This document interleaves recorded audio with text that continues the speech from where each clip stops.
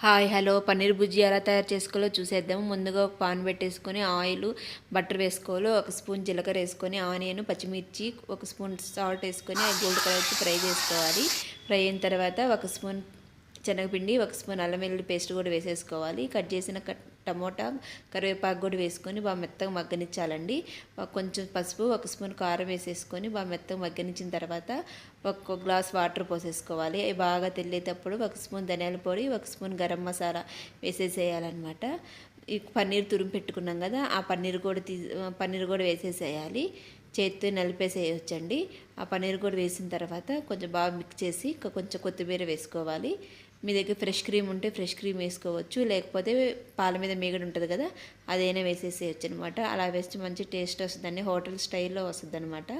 చివరిగా కస్తూరి మేతి వేసుకొని దించేయడమే. ఇలా ట్రై చేసి చూడండి, చాలా బాగుంటుంది. లైక్ చేయండి, సబ్స్క్రైబ్